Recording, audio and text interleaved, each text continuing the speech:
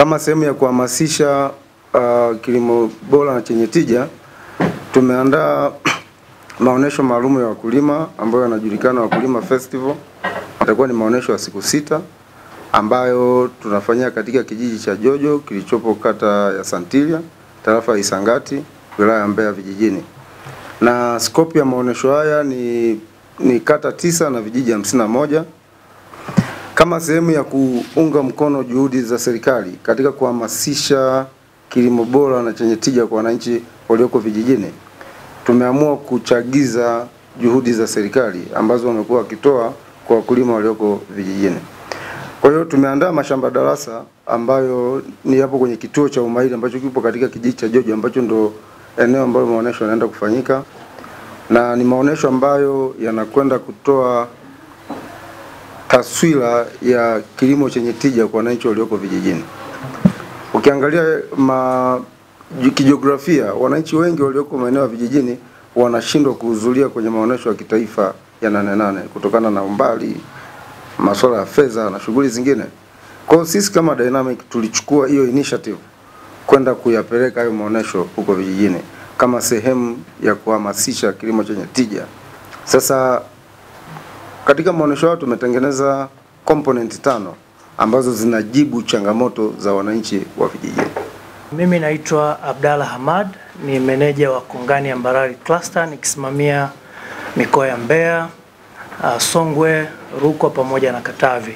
Kutanisha wakulima ni kitu ambacho ni fursa kubwa sana kwa wakulima, hasa wa vijiji vile ambavyo 51 vimetajwa kuhusika katika event hii.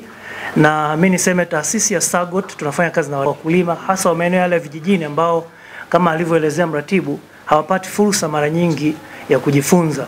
Tunazungumza kuhusu climate smart agriculture technologies, ikiwemo matumizi bora ya mbegu zilizoboreshwa. Bado maeneo ya vijijini inaonekana mwitikio ni mdogo, kwa hiyo ni fursa sasa ya kupeleka elimu hii kwa wakulima wa vijiji vile 51.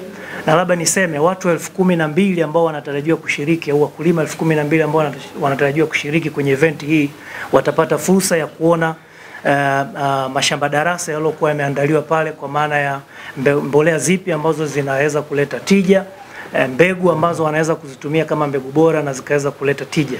Katika hili ni fursa mojawapo pia kuendelea kutoa wito kwa wadau kuendelea kushirikiana hasa katika segment hii ya kujengea uwezo wakulima wetu katika kutekeleza good agricultural practices. Majina naitwa Albert Otaigo.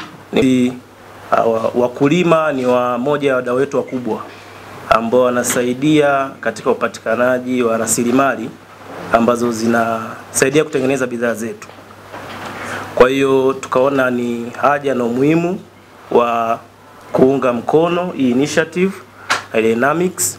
Na Mkuu wa chuo cha Kilimanjaro Institute of Technology and Management kilichopo Mwenge jijini Dar es Salaam na chenye ithibati na usajili wa NACVET number REG/ANE/029 anapenda kutangazia nafasi za masomo kwa ngazi ya diploma na certificate katika kozi za IT, Business Administration, Accountancy, Procurement and Supply, Front Office na Hotel Management. Chuo kimebobea katika ufundishaji kwa njia ya vitendo na kimeweza kutoa wanafunzi wenye weledi. Wengi wameajiriwa ama kujiajiri, na kwa wale ambao wameamua kuendelea na degree wameweza kujiunga na vyuo vikuu bora hapa nchini na nje ya nchi. Pia kuna ofa kozi fupi za computer application, graphics and design, video production pamoja na CCTV camera. Kwa maelezo zaidi piga simu namba 0717816034 au 0766348652. KITM, elimu na ujuzi kwa maendeleo ya uchumi.